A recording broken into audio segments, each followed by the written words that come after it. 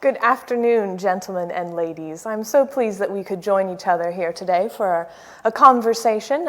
My name is Clementina Rind, and I'm very honored to make your acquaintance.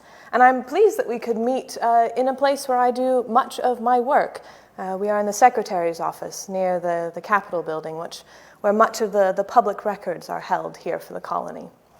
If you are not familiar with my name, it is quite all right. I live here within the city of Williamsburg, and I also have my business. I am a printer. I own one of the Virginia Gazettes here in the city.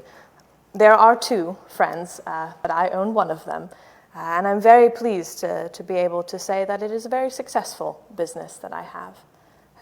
As well as being printer, I have the great fortune of being mother to 4 young rascals, who I love very dearly, who also made me a bit late today for some of the things I was attempting to do, but any of you who have children will probably understand the feeling quite well. I also have the great honor of being public printer for this colony. To be public printer means that I am charged with printing all of the public documents for this colony. Think of anything coming from both the elected branch but also the appointed branch, being the governor, of course, and his council, the elected branch being the gentlemen Burgesses. Think militia laws, new legislature, the journals of the House of Burgesses. In fact, most of those documents are kept here within this very building. I am very familiar with not only the clerk of the House, but also all of the junior clerks. They are the ones who usually convey the documents for me to printing. I will say in the past month or so, printing as public printer has, well, it is not as hectic as it usually is.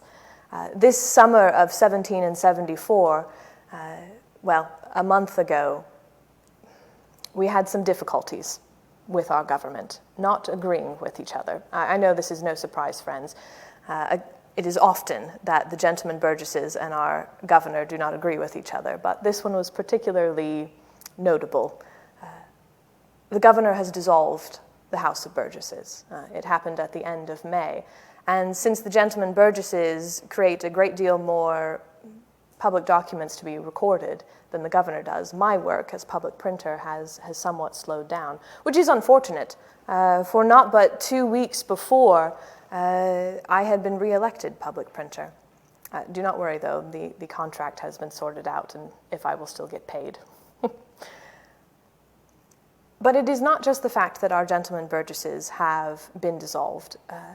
I know many of you perhaps are reading and have questions and concerns, as I myself have, about the newest document I've had the honor to print, or the trouble, I'm not quite sure. Now, I will say, friends, that this document has come from my hands not as a public printer, not from the gentlemen Burgesses elected by the people of Virginia, because they are no longer representatives. They have been dissolved. They have returned back to being private men. But these private men have asked me to print a document. It's called the Association.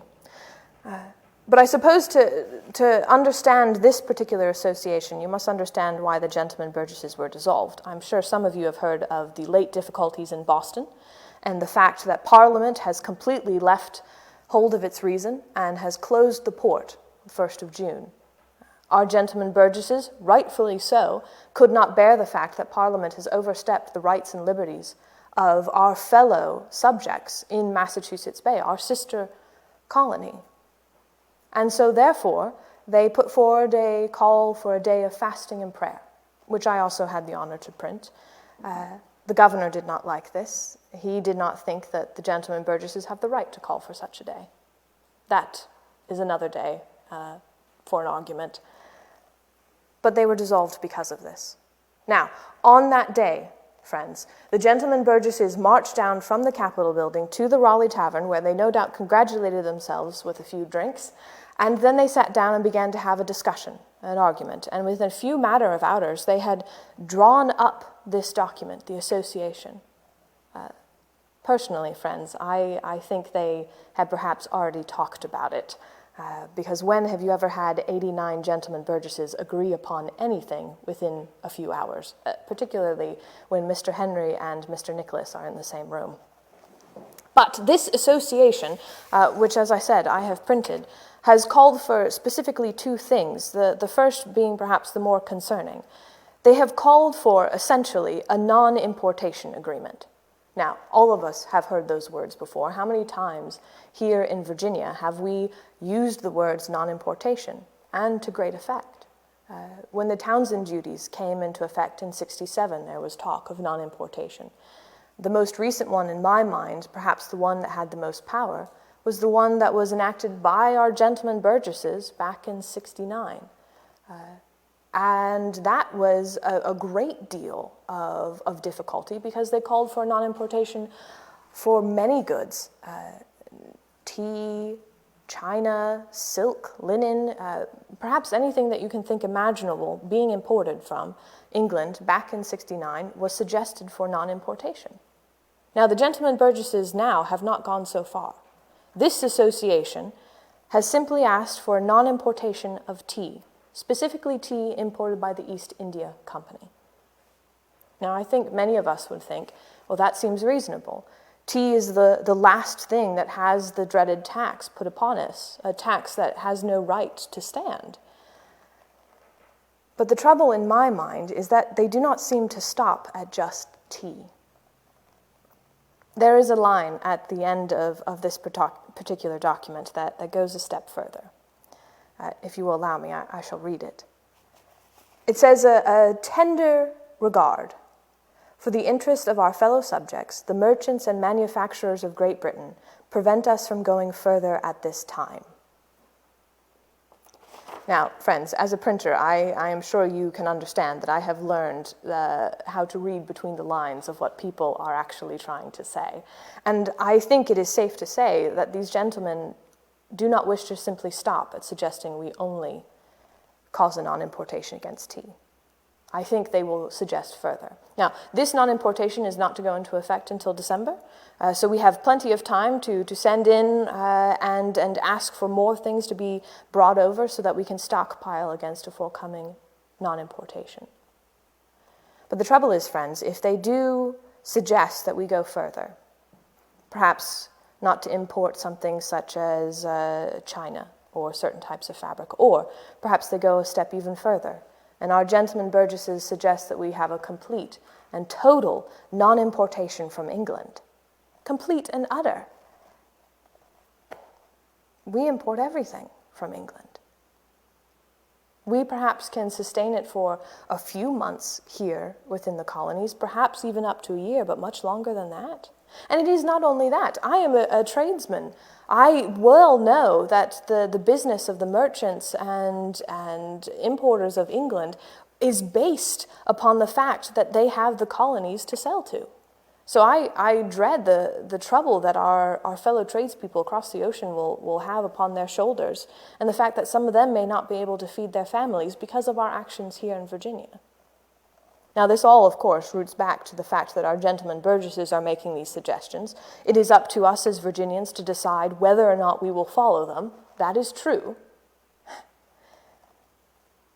But if we do not, would not our neighbors, some of those who think that perhaps we should follow this non-importation, would it not become an even heavier disagreement? And for someone such as myself, whose business is so reliant upon people purchasing my printed goods, it is a fine line and one that I will have to consider. The second thing, friends, though, and I do not wish to leave this out, the second thing that the gentlemen have suggested within their association is the call for a Congress, a General Congress, I think they call it. Now, they have specifically said that this would be for gentlemen from all of the colonies, not just Virginia, to gather together and discuss what is facing us now as a united America, so they say in their document. The trouble with, friends, is I think all of us can agree that a Virginian and a Pennsylvanian can be no more different than the earth is to the sun. And let us not even bring Massachusetts into the argument. The trouble, though, friends, all it took was 120 men dumping tea into the port at Boston to get that city blockaded.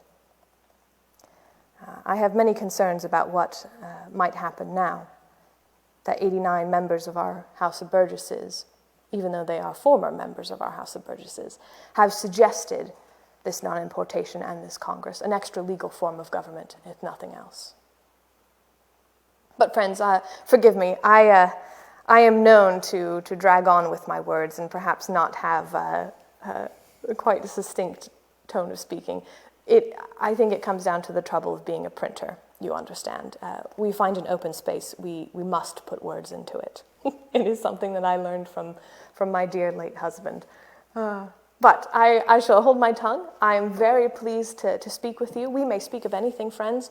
The difficulties of this non-importation, the concerns that are unfolding here in Virginia in this year of 1774, myself, my family. But I will turn to you, Mrs. Pittman, for the beginning of our conversation. Mrs. Rind, it's such a pleasure to be spending some time with you this afternoon, and we have many friends joining us from all over the country and world, excellent. including places that I myself have never heard of. Truly. California, Arkansas, Virginia, North Carolina, Germany even. And we have several questions coming in that we were hoping that maybe you could address. But first, I was wondering, upon hearing your opening remarks, how you might think that the governor, the royal governor of Virginia, or even Parliament, what they might do when they hear of everything that's been going on. Is that not the question upon everyone's lips, madam? What will Governor Dunmore do?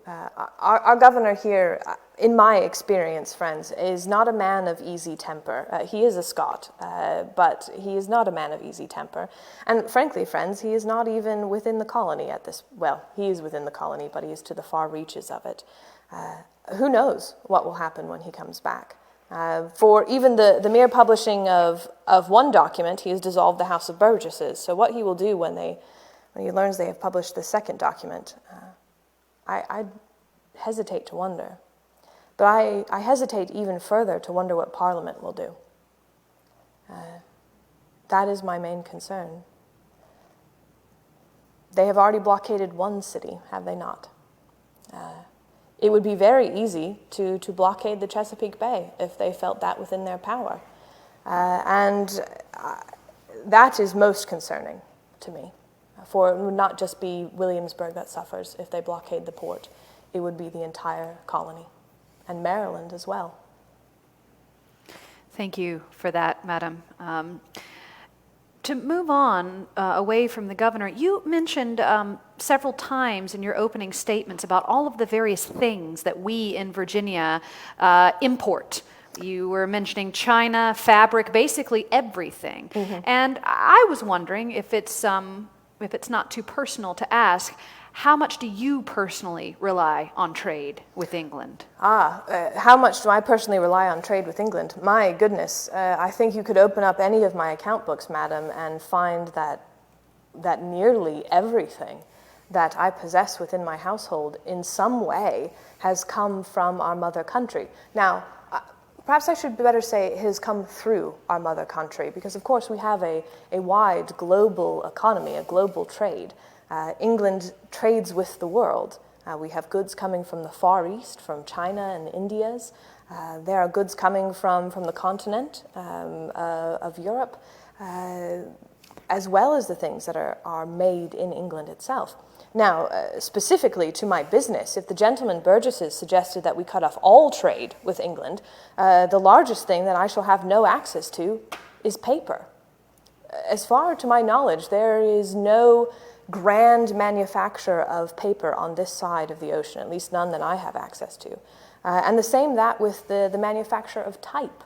So if I do not have access to paper or type, there will be no more newspapers eventually, or no more ways for certain gentlemen to have their high and lofty words printed. So in my business, it is vital. Even the ink that I use, many of the ingredients come from England itself. So a cutoff with trade from England would be entirely destructive to not only my business, but then to my household. For I have no other way to support my children. I'm not sure if those joining us are aware, but I lost my husband last year. So the future of my household and the security of my 4 children, who are very young, falls solidly upon my shoulders. So anything that affects my business affects my children. But then I look to my household, madam, and I see the very fabric that I have upon my person now, the shoes that my children wear upon their feet, as you said, the china that sits upon our tables. Some of the furniture itself was imported from England. Even the very pins that are holding my garments together as we speak. I know of no pin manufacturer on this side of the ocean. It is something very simple, but I think all of us women will agree. If we suddenly have no more pins to fasten any of our garments, there will be a great difficulty. Something so simple as a pin. I do not know if the gentlemen Burgesses are thinking of that when they call for non-importation, but that came into my mind yesterday. So it would change everything. I understand, and we're so sorry for your loss. Speaking of your family, we have had some question in regard to it. Aaron asked, and if it's not too difficult to discuss, how you met your husband. Oh, that is a very kind question. Aaron, I thank you. It is not a difficult subject. I enjoy speaking of my William. I will attempt to use brevity, and well, I shall simply tell you that I met my husband many, many years ago in Annapolis, where we lived in Maryland. He was an apprentice still at the time to his master, Mr. Jonas Green, and apparently the first time that he met me, I have no recollection of. I made such an impression upon his mind, though, that he decided that I was the only person in the world for him. I did not realize he existed. Apparently, it took an entire year for him to manage to catch my attention, which was done so at the parlor of the Joneses, someone who we knew within the city. And someone mentioned to me, "Oh, yes, that's young William Rind. He is apprenticed to be a printer." And I looked over and I thought, that young printer doesn't look too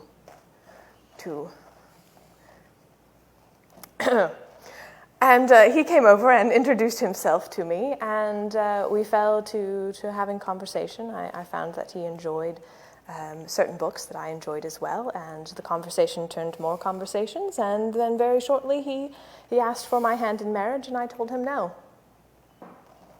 And about 3 months later, he was successful, and I finally accepted his hand, and I was very pleased for it. We set up a wonderful life in Annapolis, and I never thought we were going to leave there, frankly. We were very contented, but then Parliament had its way with the Stamp Act, and we moved here to Williamsburg. But I do not mind speaking of my husband. Thank you, madam. Leslie asks, was it difficult to take over the press after your husband's passing? Thank you, Leslie, for the question. Was it difficult? I would say that it was difficult to take over the press in some ways, but not in others. I think many of you will understand that even though we may speak of a business and a household separately, they are not truly separate things. They are intertwined, almost like the gears of a clock. You cannot have one function and it does not affect the other. So our household and business were run very close together. I would assist my husband in the press room when he needed it. He would assist me in the household when we needed it. Very early into our marriage, he taught me how to set type. So there were certain things that were not difficult at all to step into.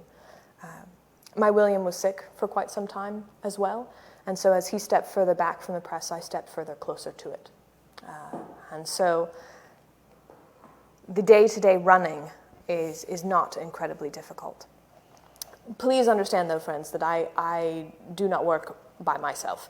I have a journeyman, Mr. John Pinkney, who is my husband's cousin, who has worked with us for many years. He's well trained to the press, and there are many things when I am uncertain of, he will definitely know. And then, of course, there's also my man, Dick, He has been with us for many years, and my husband trained him up to the press as well. Not to the level of Mr. Pinckney, but enough to be able to pull the press and to lay out the papers and such. I think the most difficult thing, though, for me to manage to take over was to step from the role of supporting my husband in his business to being there without any support, to become accustomed to being the public printer and having gentlemen Burgesses come in and speak to me directly about matters of politic and matters of printing. That perhaps was the most difficult thing. I think also those of you who have found the person who you have given half of your soul to and all of your heart will understand what great hole is left when they are no longer there.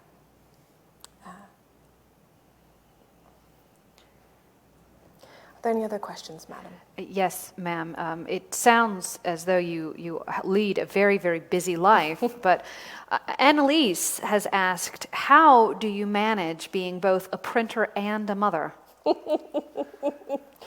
Annalise, I sometimes wonder how I do it myself. How do I manage to combine both? Well, thankfully, my printing business and my household are under the same roof, so that, to begin with, makes it much, much easier to manage with my very busy life.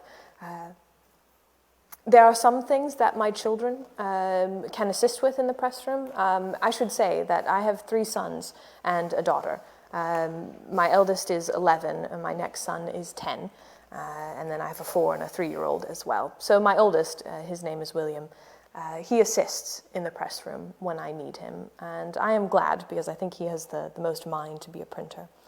When I do not need his assistance, he then usually is watching over his younger siblings. In fact, today, with it being so incredibly hot in the city, if those of you are not in Williamsburg, today is like living on the inside of a dog's mouth. It is vile, I think is the best word to put for it. And I know that my children were up before me, and they are probably well planted in the creek behind Mr. Hayes' cabinet shop. And there they will stay for the entirety of the day. So there are days like that, madam, that give me a bit of breath. But it is difficult. I attend to my accounting office as much as I can. When I cannot, I leave Mr. Pinckney to take care of certain things, when I must attend to my household or other duties of business. When I cannot care for my children, and I do not trust my eldest son to watch over his siblings, then I often leave them in Dick's care. He has known all of them since they were small, and they care for him greatly. And so it is his duty not only to maintain the press on days when I need him, but also to watch after the children and carry out his duties in the household as well. Thank you, ma'am. We have had several questions in regard to your personal beliefs as opposed to your profession. Joanne has asked, given your support of England, does your paper report on the growing anger and desire to separate from the crown, and does your paper choose sides? You have asked a question, madam, that is oftentimes the one that I myself personally endeavored never to enter into, and that is to discuss my personal opinions and beliefs as opposed to my public ones. It is difficult when you live in a capital city and depend upon so many gentlemen and their ladies to speak your name in good opinion. Oftentimes it is wiser to hold one's tongue about certain subjects. But I think it interesting that you ask the question in such a way. You speak of my support of our mother country. Of course, I am English. We all are English. We are subjects of His Majesty the King. We are born with one duty in our heart, and is to give allegiance to His Majesty the King. We, however, do not have the same allegiance to Parliament. Parliament was elected by man. God was given to us, the King was given to us by God.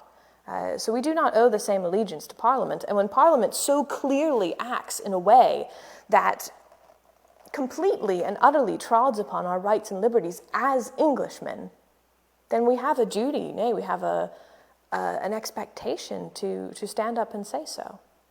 Now, to speak to the other half, you spoke of separating from the crown.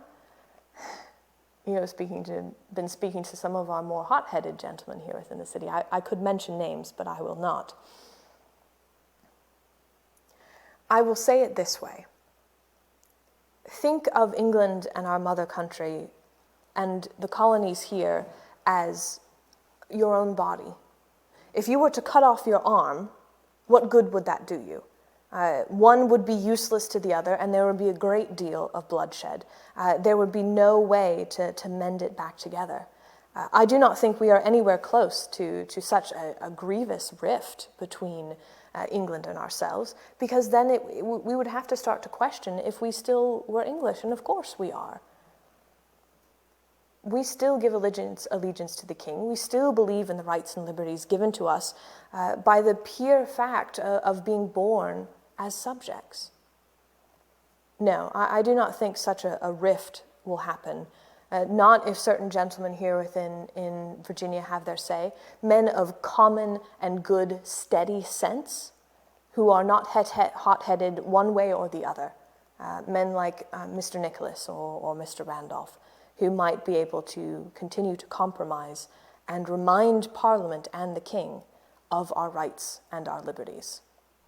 I understand that perhaps was a very long-winded answer, and I apologize for it. My personal opinion, madam, I hesitate to even say it out loud. My personal opinion, though, is that I was born a subject of the king, and there would be a great deal of difficulty for me to stop being a subject of the king. In fact, I think it would only be the king himself who could perhaps put that allegiance from my heart. This question is in a similar vein, and if it's too personal, you don't need to answer it, of course, but Joe has asked if you consider yourself first a British subject or a Virginian.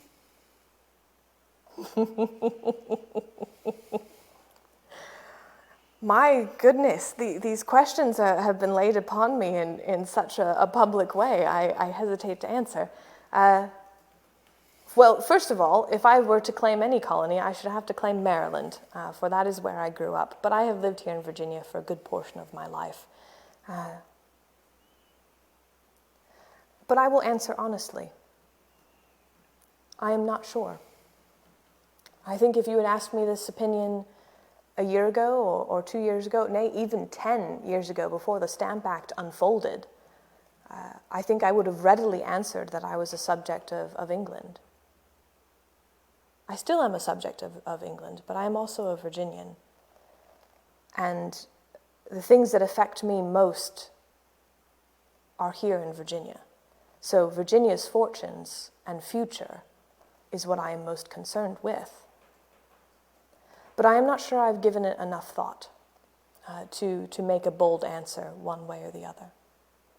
I hope you will allow me carefully dancing around a direct answer to that one, madam.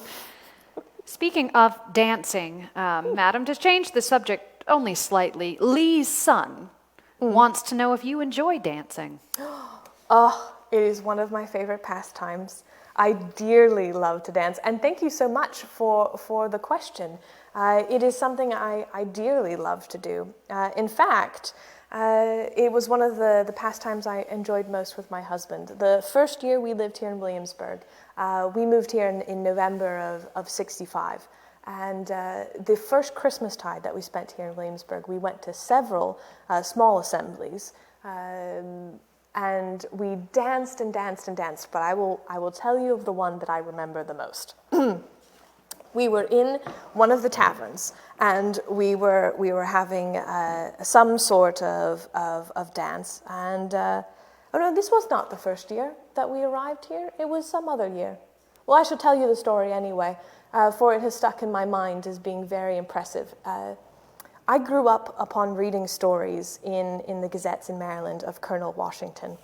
And we went into this particular gathering, and we were dancing, and lo and behold, I looked over my shoulder, and there, in fact, was Colonel Washington dancing in one of the sets, and I became so enamored from my childhood memories of him that my husband began to tease me and would not tease me until we had left that night. But I will say that dancing perhaps is one of my most favorite pastimes. And then perhaps that makes me a Virginian.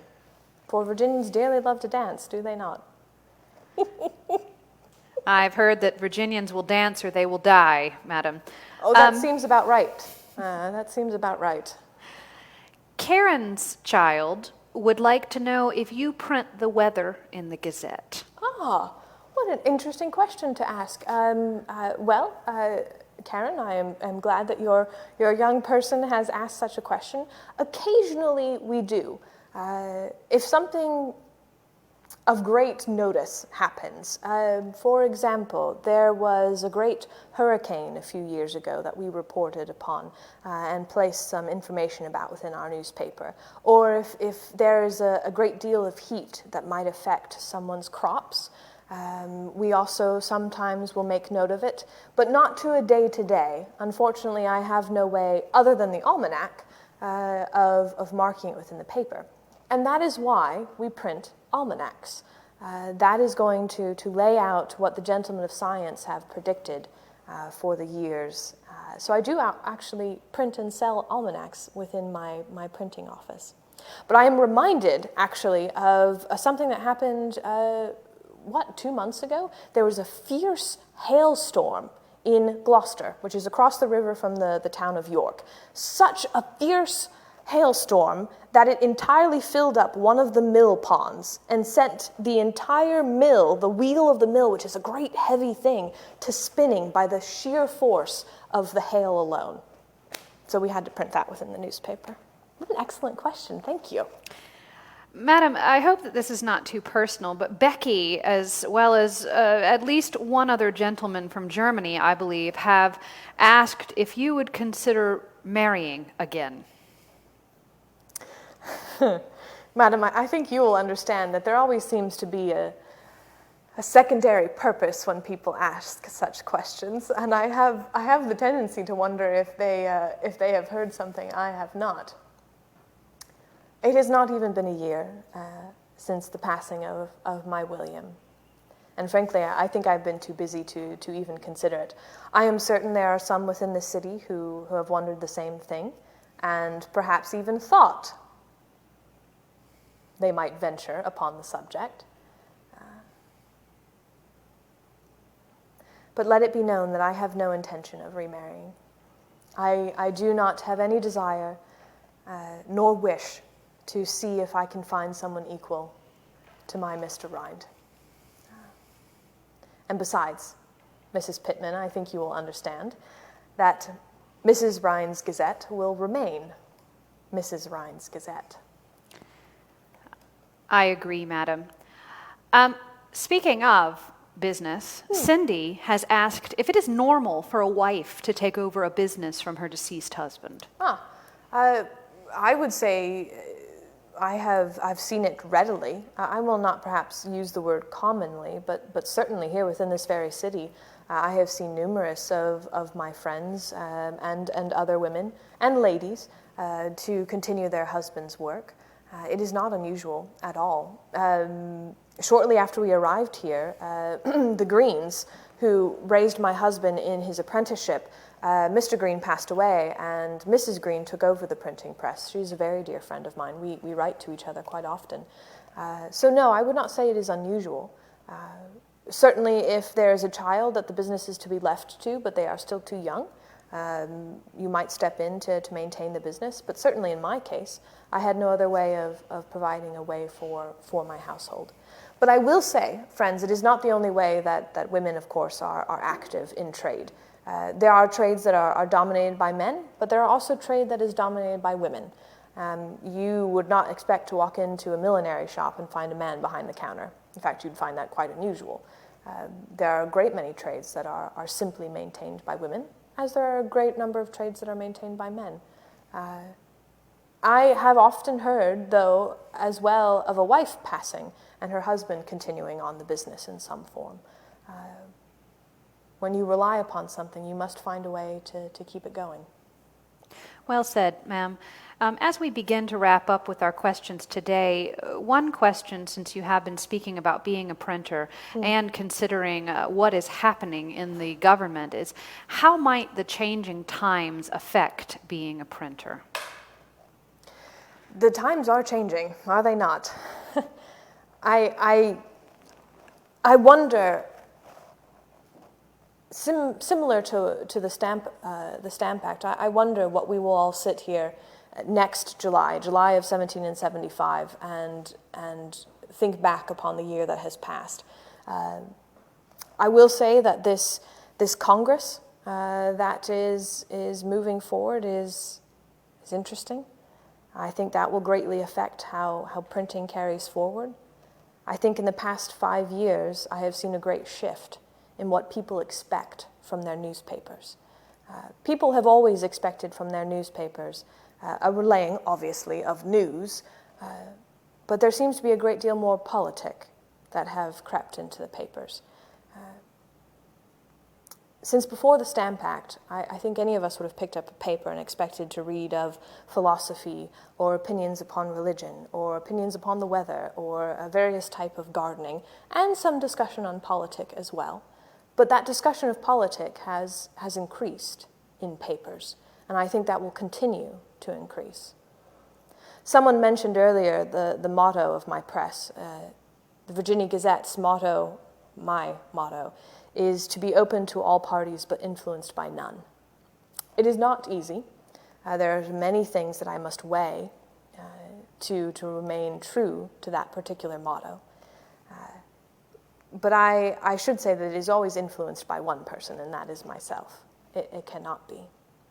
But I will endeavor to remain true to something I think is important, which is to offer many sides to every issue. Having children has taught me that in order to learn something, you must pick it up, turn it about, and look at it from many different angles. And that is what I endeavor to do in my press, what I will continue to endeavor to do in my press. The networks that keep all of us printers together are becoming a bit more fragile. For there are some printers who are leaning heavily to one side or other, depending upon the gentlemen who have the most power within their city. I think the coming year will be most interesting. Does that answer your question, madam? It does, and it follows into our final question of the day from Billy. Yes. He asks, what are your hopes for the future of Virginia? Well, Billy, thank you for the question. My goodness, friends, you have been most, you have pressed me for some of my most deepest feelings and thoughts. My hope for the future of Virginia, and perhaps you will forgive me if I bring it down to the smallest portion of Virginia, the Virginia that I myself own, not only my business as I have spoken of it, but my household, and the most important things within my household, which are my children, my William, James, John, and my little Mariah. You see, their future is also Virginia's future. I think any parent would agree with that. And so therefore, for Virginia to continue to succeed, that will benefit my children. And that is what I hope. I hope in whatever happens that Virginia continues to succeed, that it continues to flourish, that we continue to enjoy the rights and liberties that we have long held, not only as Virginians, but as subjects of the King. That Parliament might see reason. That would be my deepest, deepest hope. Someone earlier mentioned the discussion of splitting away from the crown. We have already endured one great and bloody civil war in England. I would dread to see another one. My oldest son is 11, 5 more years, and he'll be enlisted into the militia. As much as I care for the future of Virginia, I am not certain I would be willing to part with him to defend her.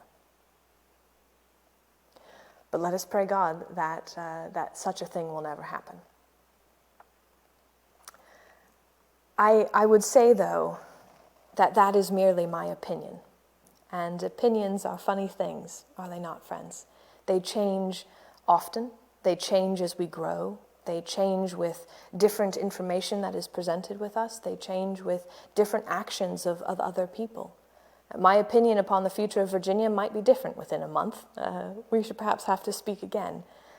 But my opinion upon my children's future, I think, is unchangeable. And that is for them to grow, as I have, with expectations, as Mr. Locke said, one of our philosophers, with the expectation to pursue their life, their liberty, and property. That is what I hope. The difficult thing is, friends, is that what we often hope and what happens are two very different things, so I suppose we shall simply just have to wait and see. You remind me, though, of something my son, my second son, my James, I'm sure every family has one. He's a little bit of a rascal. But he was having a conversation with me the other day, and he said, "Mama, you rely upon Mr. Purdy, don't you?" Mr. Purdy owns the other newspaper, and even though we are rivals, we still are friendly. We are brother printers. I said, "Yes, of course." He goes, "And you rely upon Mr. Greenhow." Mr. Greenhow owns one of the stores here in town. I said, "Yes, of course." "And you rely upon Miss Hunter?" And I said, "Yes, of course." And at this point, I'm sure all of you are agreeing, if you have a small child. I am thinking, where is he going with this? And I have other things to do. He said, "Well, Mama, do they rely upon you?" Well, I said, "Of course they do." He goes, "Ah, very good. So we all rely upon each other." I said, "Yes." He goes, "That's good. We must all remember that." And out the door he went, and I was left there, friends, quite breathless, because there my 9-year-old son had once more spoken wisdom to me, as often happens. That no matter what happens the rest of this year of 17 and 74, no matter what happens with this business of non-importation, no matter what our former Burgesses decide, no matter what our governor decides, no matter even what Parliament decides, we must still remember, no matter what faces us, that we rely upon each other, one person to another. Yes, in politics, in religion, in business, yes, but also as individuals. And I will hold that dear to my heart. Friends, I'm so glad that you could join me here today. I'm very pleased that we could have conversation. Thank you for such a wide-ranging abilities of topics. And I hope someday in the future that you will be able to come and visit us here in our fair city, hopefully when it's not quite as hot as it is right now. Friends, thank you very much. I'm your humble servant, Mrs. Clementina Rind.